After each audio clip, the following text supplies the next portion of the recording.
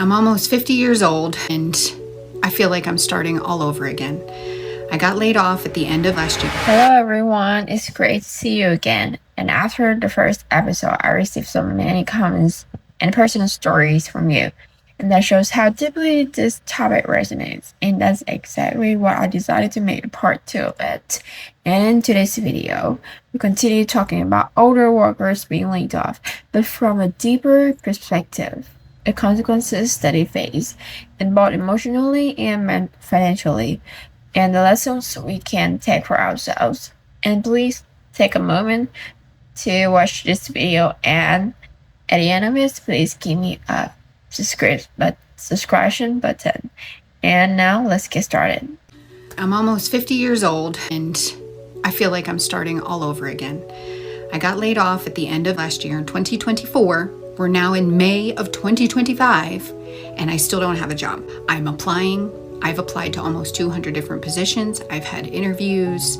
I've had callbacks. Nobody has pulled the trigger. I did work in education.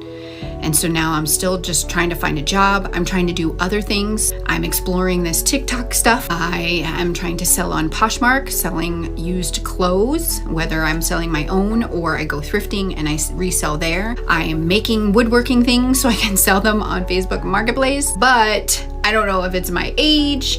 I don't know if it's the industry. I just don't know what to do. I have time. I'm doing things. I'm trying to think of all the things. I do some online freelance type of work just to bring in a little bit of money, but it's nothing full-time, nothing permanent. So here I am pouring my soul on TikTok.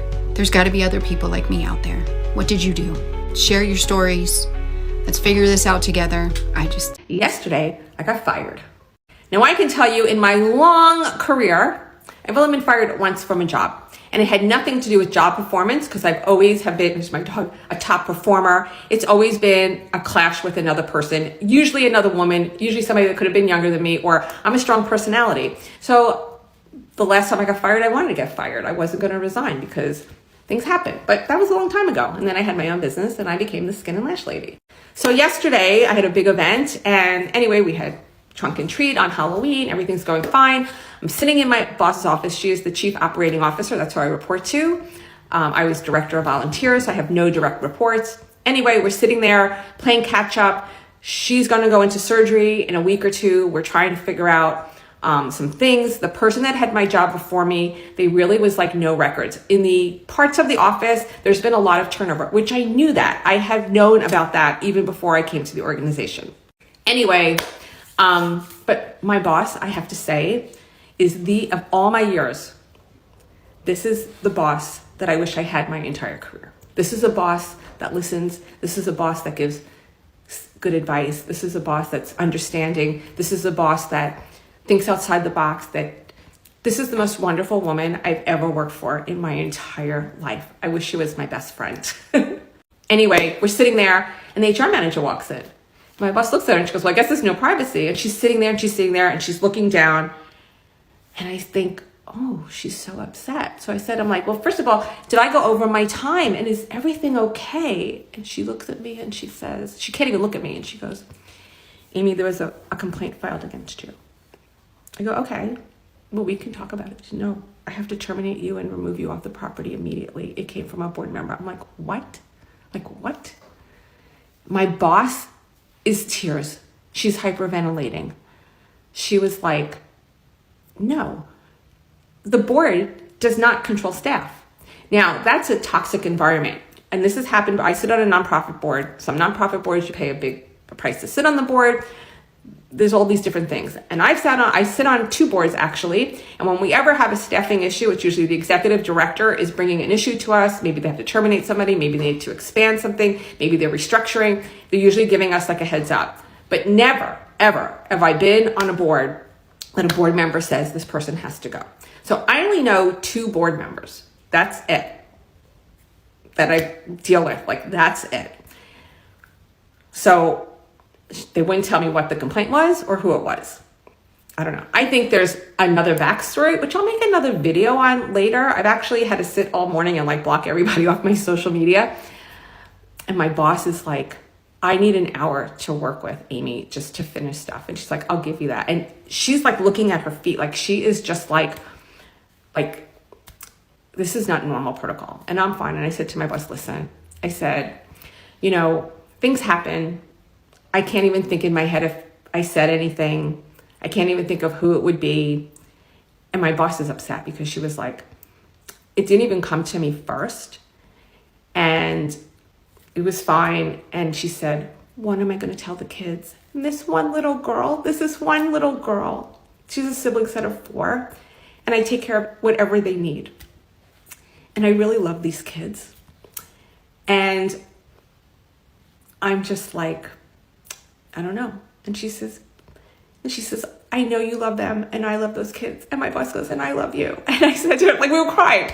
And I said to her, things happen in life. And I'm so sorry if I did something to cause this because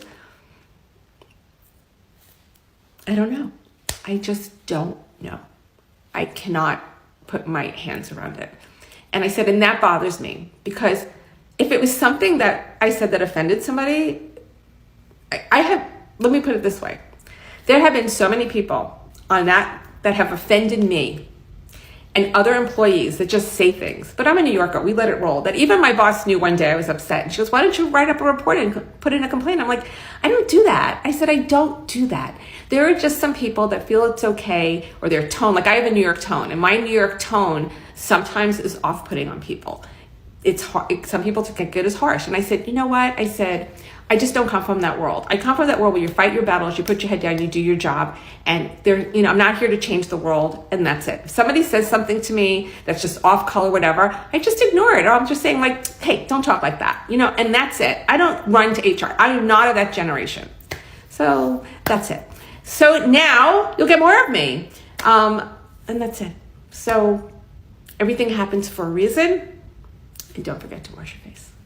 I wish I found this sooner. I was laid off from my corporate job of 32 years, okay, last May. I was hurt, I was disgusted, I was even mad, and I didn't know what to do next. All I knew was working for somebody else for 32 years, okay, but I found digital marketing.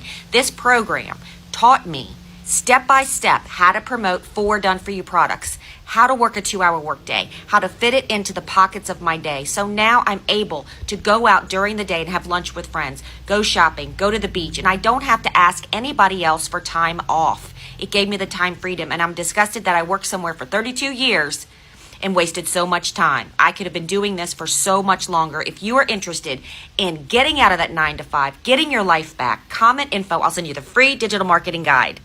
Are there any other Gen Xers out there that are jobless and finding it impossible to find a job? Or is it just us? My husband and I have been out of work and we've been doing side hustles, but it's barely keeping us afloat. And come this next month, all savings is depleted. It won't keep us afloat. And we just can't find a job. Nobody's calling. We're sending out resumes. Nobody's calling. He's got 2 interviews. Both ended up filling from within, so they say. And it's just freaking scary. Nothing prepared us for this. To be in our 50s and wondering how the heck we're going to survive.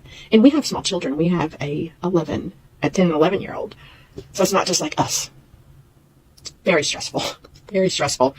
And we closed our company because of the stress. Because I was having heart issues and the doctor said no more stress. So this is way more stress.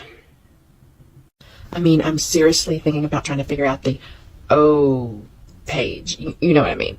I don't know. Do people really pay to see that kind of stuff? Would they pay to see an old Whisker Biscuit? I take hormones. She's not shrinking like they say all over TikTok. She's in good health. If you just recently got laid off and it's your first week and you're just kind of like trying to figure it out and you're struggling right now, here are 3 things I wish someone would have told me my first week when I got laid off. First is that you are allowed to grieve. It's not just about losing a paycheck. It's about the routine, your coworkers, all of that. Don't skip those feelings. You are allowed to have those. Second, you are still valuable. The layoff doesn't erase your skills, your voice, or your talent. That kind of stuff does not live in your job title. And third, this isn't starting over. This is starting from experience. You've built a life. Now you get to build something on your own terms, whether it be a new career or something of your own. It's yours. If you are in your first week right now, just know you are not alone and it's going to get better. So just keep holding on. The job market is becoming harder for workers. Many in their 40s and 50s and 60s are being pushed out, not because they are incapable, but because companies want youth, fresh ideas, and cheaper labor. They call it restructuring or strategy changes, but in reality, it is a discrimination. These workers gave their loyalty for decades, but only to be abandoned near retirement. They still carry mortgage, more kids in school, and need to prepare for retirement. Losing a job these days is not just inconvenient for them, but it is a real crisis. Society often blames them, saying just learn new skills, but learning at the age of 50 is not the same as 20. And truthfully, many companies won't even interview older candidates. No matter how experienced they are, the result is feelings of worthlessness, rejections, and emotional collapse. And even when they do find the work, they are underpaid, given roles far below their ability, and often micromanaged by younger bosses who don't have value their experience. The myth that older workers can't adapt is false, because they live through changes from typewriters to AI. What they need is opportunity, not rejections. The reality is society glorifies youth while forgetting that older workers are the backbone of every industry. They carry knowledge, responsibility, and mentor others. Instead of being discarded, they deserve respect and protection. Losing a job does not mean you've lost your value. The problem is a broken system, and if we stay silent today, tomorrow we may face the same fate. And that is for our video today. Thank you so much for watching, and please have a comment down section below, and don't forget to give us the subscription button. And I'll see you in the next video.